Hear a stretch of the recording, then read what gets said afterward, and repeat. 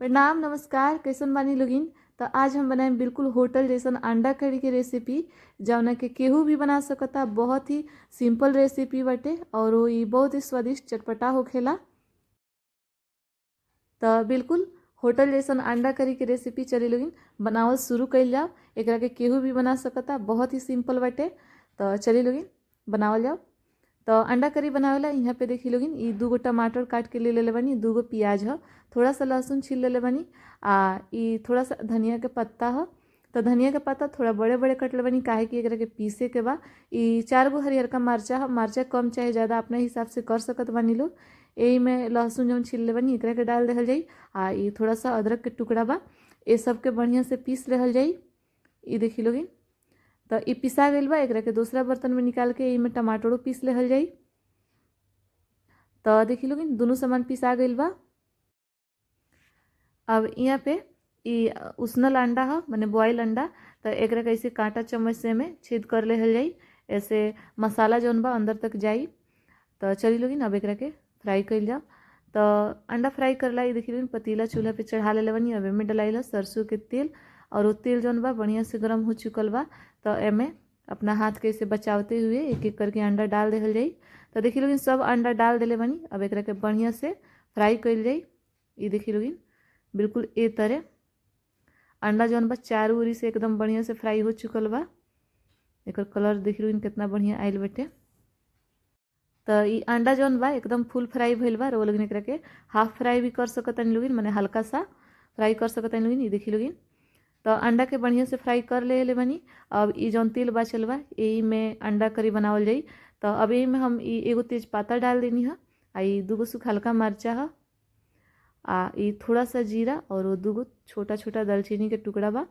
तो एकरा के आधा मिनट तक तेल में चटका लेहल जाई। देखी लो तो अब यहाँ डाल दिए प्याज और वो प्याज के एकदम बढ़िया से भूनल जाई, एकदम सुनहरा कलर कर लेहल जाई एकरा के प्याज के। और ई देखी लोगिन प्याज जौन बा बढ़िया से भुना गइल बा, सब खड़ा मसाला एकदम बढ़िया से भुना गइल बा। अब यहाँ डाल दिए ई 1 छोट चम्मच हल्दी पाउडर हउए, 1 चम्मच कश्मीरी लाल मिर्च पाउडर है। ई तीत ना होखेला, ऐसे बस कलर बढ़िया आई। आ ई धनिया जीरा के पाउडर है, तो 2 चम्मच डलाई। देखी लो यहाँ डाल दिए स्वाद अनुसार नमक। तो सब कुछ डाल देले बनी। अब चली लो एकरा के बढ़िया से मिला लेहल जाओ। नमक जौन बा एकरा के नमक के रोल बाद में भी डाल सकत बनी लो, लेकिन हम सब एक साथे डाल देनी है। अब एकरा के लगभग 2 मिनट तक बढ़िया से भूनल जाई धीमा आंच पे। तो पूरा 2 मिनट तक ई भुना गइल बा। तब यहाँ जौन हमनी के पेस्ट बनैले रहनी सन ओकरा के डाल देहल जाई आ एकरो के ज़्यादा देर ना, बस 2 से 2.5 मिनट ही भूने के बाद, काहे कि एकर जौन हरी हरी बा वो खत्म हो जाए। देखी लो तो बढ़िया से 2 मिनट से 2.5 मिनट तक एकरा के भून लेले बानी। देखी लो तेल जौन बा वो छोड़ देले बा। अब यहाँ डाल दिए टमाटर, पीसल टमाटर आ एकरो के बढ़िया से मसाला के साथे मिला लेहल जाई। आँच के ना ज़्यादा तेज रखल जाई ना धीमा रखल जाई, मीडियम आँच पे एकरा के बढ़िया से भूनल जाई। देखी लोगिन सब कुछ बढ़िया से मिल गइल बाटे। तो अब यहाँ एकरा के ढक्कन लगा के 3 से 4 मिनट खातिर बढ़िया से धीमा आँच पे भून लेहल जाई। और ई देखी लोगिन मसाला जौन बा एकदम बढ़िया से भुना गइल बा, तेलो छोड़ देले बा। एकरा के चला ले हम। अब यहाँ हम आँच के बंद कर देनी है, काहे कि अंडा करी जौन बा एकरा के हमनी के होटल जैसन बनावत तनी सन। तो होटल में ये काम होखेला जौन ई देखी लोगिन दही डला ताटे। तो होटल में अंडा करी में दही डलाला। तो कौनो भी मसाला में तरी में दही डाले से पहले आँच के बंद करके मसाला के हल्का सा ठंडा करके तबे डाले के चाही। ऐसे का होखेला दही जौन बा उ ना फाटेला। और ये देखी लोगिन दही के बढ़िया से मसाला में मिला लेनी है। अब आँच के जला देले बनी।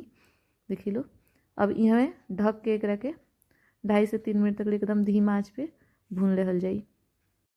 तो पूरा 3 मिनट तक देखी लोगिन मसाला के भून लेले बनी। और ये देखी लोगिन बढ़िया से तेल छोड़ देले बा, मसाला एकदम बहुत बढ़िया कलर उठैले बा, भुना गइल बा बहुत बढ़िया से।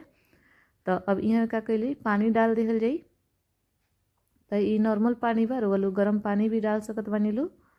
आ पानी डाल के बढ़िया से मिला लेहल जाई मसाला के साथे। देखी लो तो बढ़िया से मिला लेले बनी। अब यहाँ पे ढक के एमे उबाल आवे देहल जाई। और ई देखी लोगिन तरी में एकदम बहुत बढ़िया से उबाल आ चुकल बा। तो अब यहाँ ई आधा छोट चम्मच गरम मसाला पाउडर है, रउआ लोगिन चाही तो डाली लोगिन, ना तो छोड़ सकतानी लोगिन। ऐसे अंडा करी के स्वाद जौन बा उ बढ़ जाई। एकरा के बढ़िया से तरी में मिला ले बनी, देखी लो।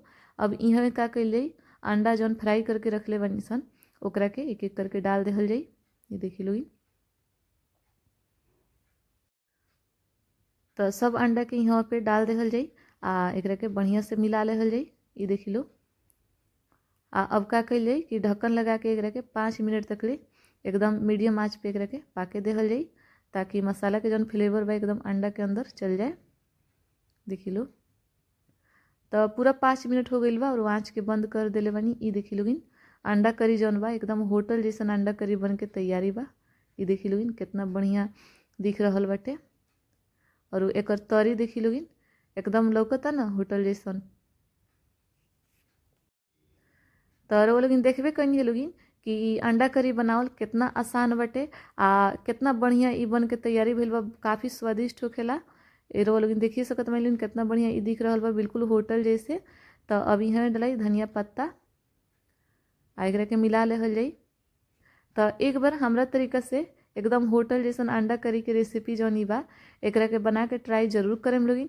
आ वीडियो पसंद आई तो लाइक कर लेम लोगिन, चैनल के सब्सक्राइब कर लेम लोगिन, ज़्यादा से ज़्यादा शेयर करेम लोगिन। फिर मिलता नहीं ऐसन के चटपटा रेसिपी के साथ, तब तक के लिए धन्यवाद।